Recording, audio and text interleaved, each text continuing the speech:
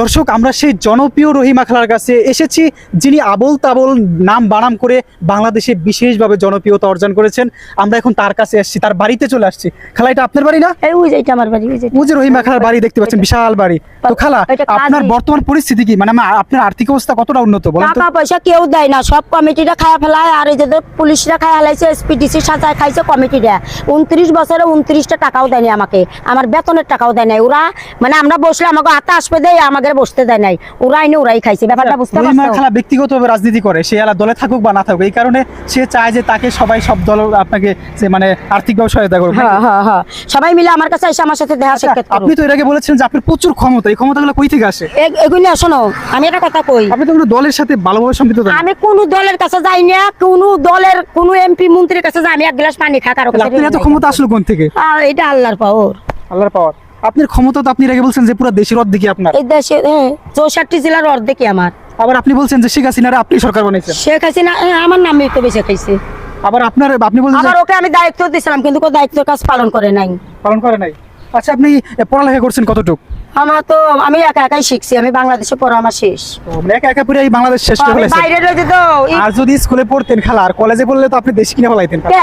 দেশ তো আমারই, দেশে কি না কি শেখ আছে? হাসিনা সরকার হইতে পারতো না, আপনি শেখ রহিমা সরকার শেখ থাকতেন হাসিনার বাংলাদেশে। দায়িত্ব তো হয়েছিল কিনা যে আমাকে ছেলে পেলে ছোট ওটা সিটারি করবে, এটা আমরা জানতাম না। আচ্ছা, আপনি আবোল তাবোল নাম বানাম করেন কিভাবে? কেন? আচ্ছা, আমার নাম ইব্রাহিম, ইব্রাহিম নামটা বানাম করেন তো। ইব্রাহিম তোমার নাম?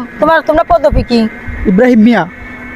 বাবা করে বা ইব্রাহিম মিয়া, বাংলাদেশ নাগরিক তুমি। এটা তো হইলো না বানাম। কেন এটা হইলো না? তুমি সারা বাংলাদেশে দেখো হয়েছে কিনা। এখনকার পড়ালেখার সাথে মিলে না, এটাই তো বলবো। এখনকার পড়ালেখার সাথে কোনো আগেকার পড়ালেখার মিলই খাবি নাকি? ভাই, আগে কি পড়ালেখা এইভাবে ছিল নাকি বলেন তো? আবার কই এইভাবে ছিল নাকি? পড়ালেখা না জানলে পরে হাসিনা দেশটা পলাইয়া গেল কিভাবে? সব ডুপ্লিকেট করছে, কথা বুঝো নাই? ও, তাহলে আপনার পড়ালেখা ঠিক ছিল, আমরা ভুল। হ্যাঁ, তোমাদেরও পড়ালেখা সবাই ঠিক করেন। এই আজকে পড়ালেখা যাই না বিদায় খালার কাছে অপমান হইতে হলো। মানে খালার আগেকার পড়ালেখা ঠিক ছিল, আমাদের পড়ালেখার সাথে মিলতেছে না। কি একটা নাহলে আমরা কাগজ কলমে এটা বাইর করলাম কিভাবে? বাইর করলাম কিভাবে? কি কথার যুক্তি আছে? 40 বছর 48 বছর আগে কি হয়েছে না হয়েছে দেশে, তাহলে আমরা বাইর করলাম কিভাবে?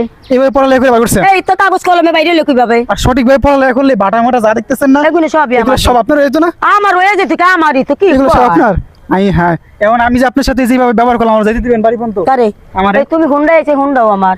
মানে না সে হুন্ডা পড়ো, এই দাও পড়ো। এখন খালা তো আমার যাইতে দিবেন না। এই দাও ইসলামী আমি তো ফান বেজালে আমার। পড়ে গেছি। এই দেখো। খালার এত পাওয়ার, মানে সুপার পাওয়ার এত হইতে পারে না। এই দেখো, বাংলাদেশ ইসলামী ফান, বাংলাদেশ শেখ রহিমার। এই আচ্ছা খালা, আমি আমারে এবার ভুল হয়ে গেছে, মাফ করে দেন, আমি বাড়ি যাই। কারে? তুমি বাড়ি যাবা কেমনে? এই যে হুন্ডাও তোমার, এই যে লেখা আছে। যাইতে দিবেন কি না এটা বলেন। এই দেখো, এনে পড়ি আমি শোনাই। SIBDC বাংলাদেশ। এটা তো এই লেখা না। হ্যাঁ, এই লেখা রানার লেখা। SIBDC বাংলাদেশ।